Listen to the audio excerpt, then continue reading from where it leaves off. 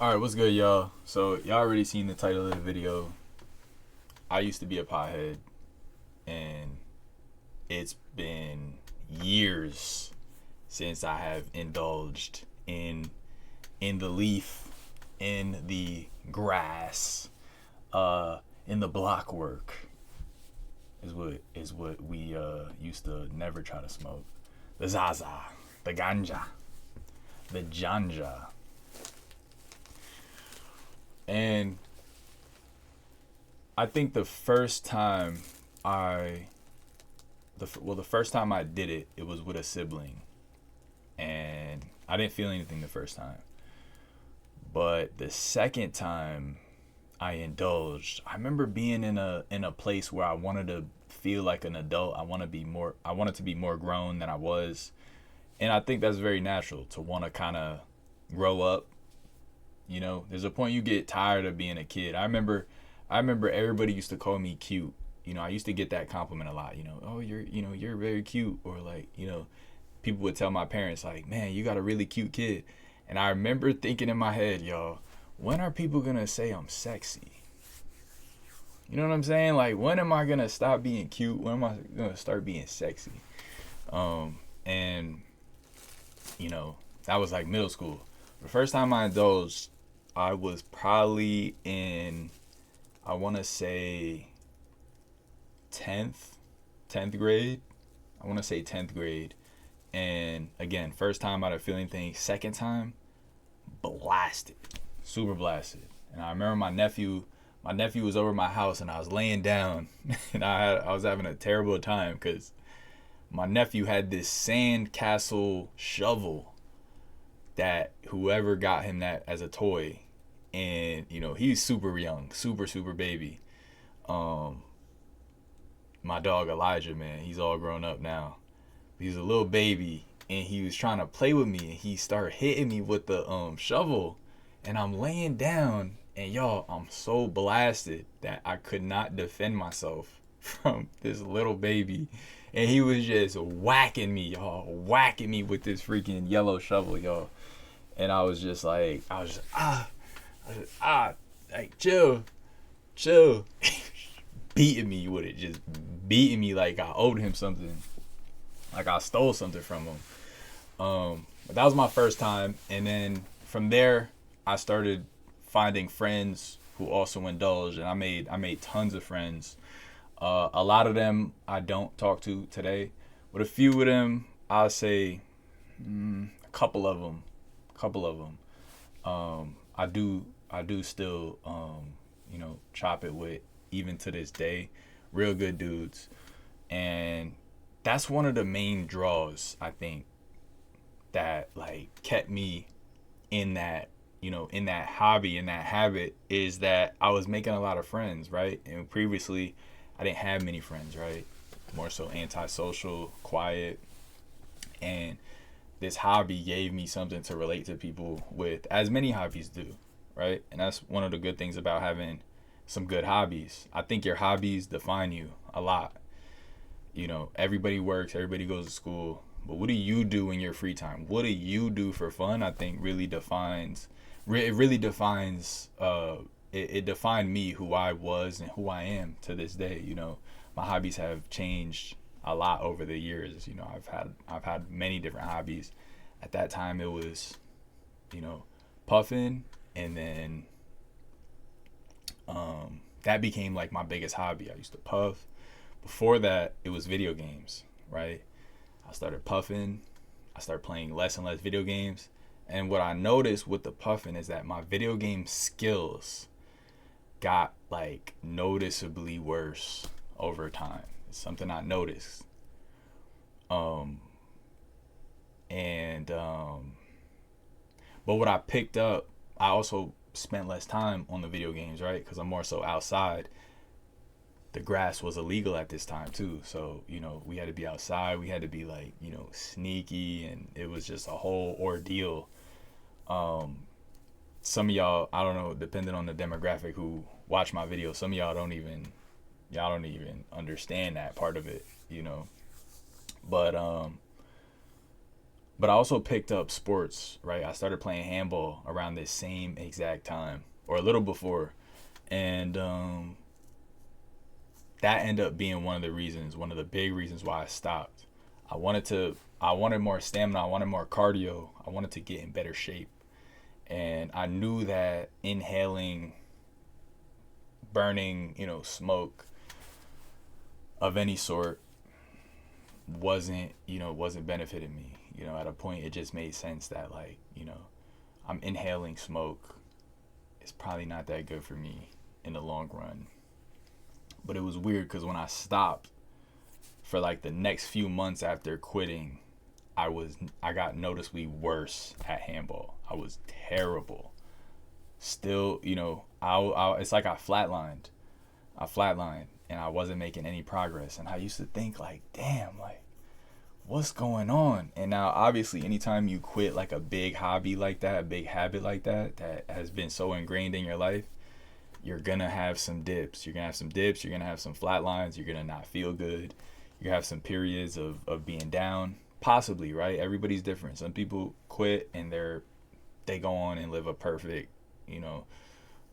happy life. But for me, it was a lot of up and down. It was a lot of turmoil. It was a lot of discomfort, a lot of boredom, a lot of apathy. Just not feeling right in my mood. Because that was such a thing that it became such a thing that I leaned on. It became a big habit that I leaned on. When it was nothing to do, I had that to do. But now without that, it's like, what do I do? How do I fill up this free time? And so I picked up handball more often. I picked up weightlifting more often. Reading books. I started getting into college at this time. A lot of reading, a lot of homework, a lot of learning new subjects. I got decent at math. I was terrible at math all throughout high school. I got decent at math in college, and that felt really good. There's nothing like feeling smart, man. There's nothing like just like feeling, and not just feeling smart, but actually acquiring more knowledge and just like knowing that you're smart, being in class and like raising your hand and it's the answer, right? Like, I know this is the answer for sure. To the point where it's like, you know what? I'm not even going to raise my hand. I'm going to just chill. I'm going to let somebody else get it. Like, I literally know the answer already. I'm good.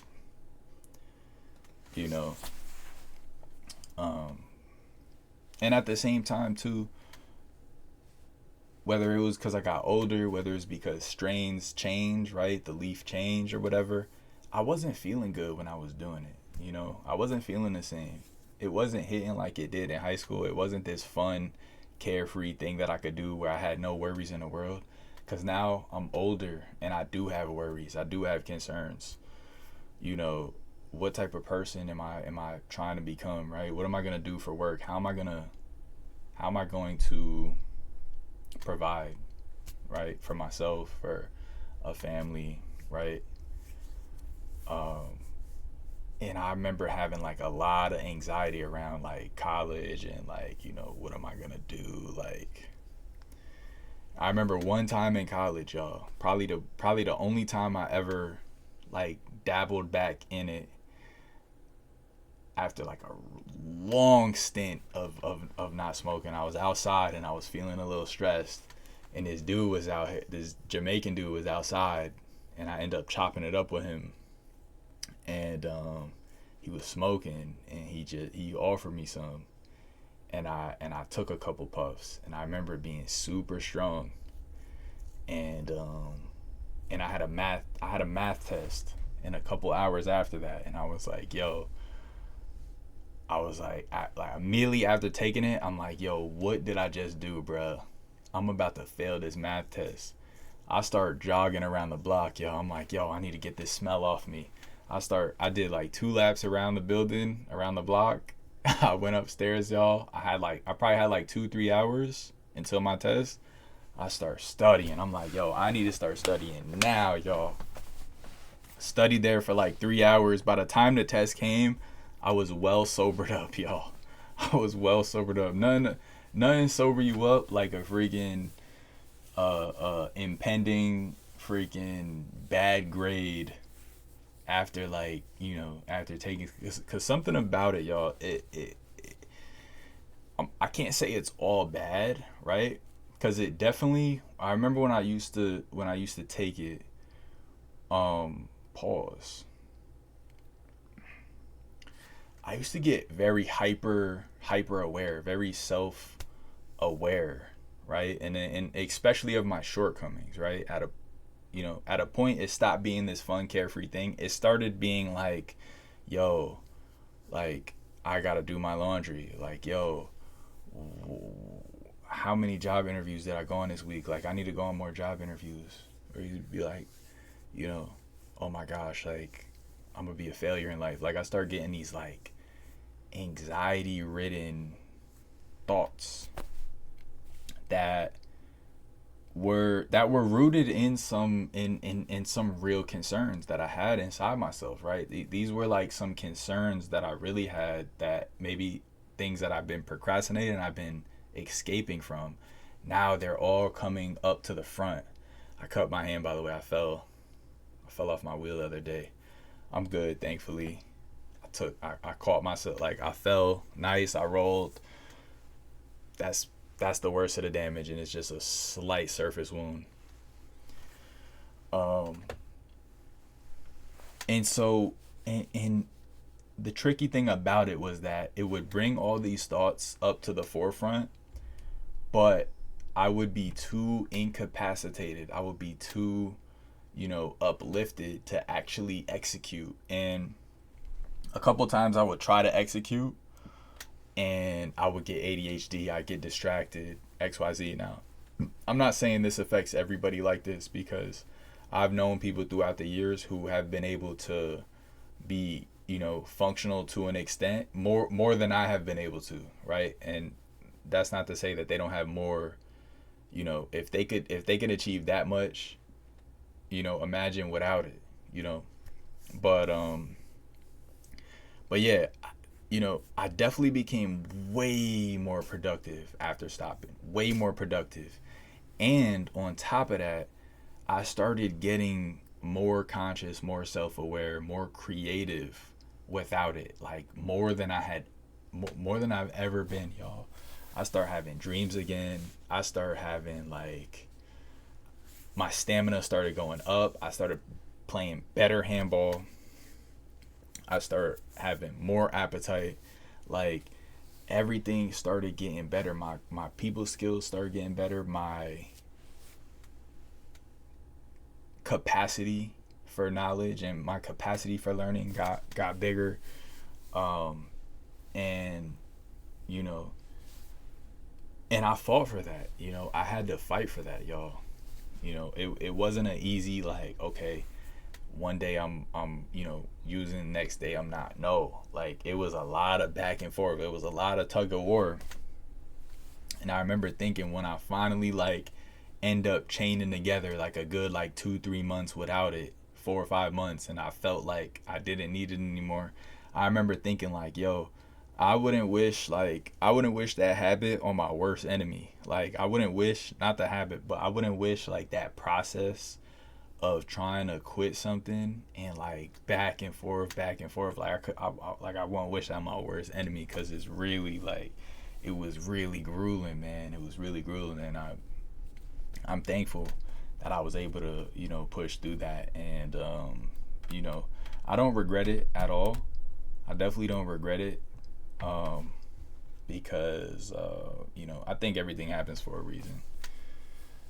I really do think everything happens for a reason, and I'm always flattered when I meet people today, and I talk to them and they get to know me, and whether they smoke or not, if it comes up in conversation, and I say, I used to smoke in high school, and they're just like, what? You? Nah, no way. Like, I'm always just like, I'm like, really? I'm like, oh, I'm like, really? Is that I'm that different now, huh? Okay. And you know, neuroplasticity is real, man. The idea that like your brain can just be molded like Play-Doh, you know, and it can just change to whatever however you want to change it, however you want to spin it. You could really just mold yourself to whatever,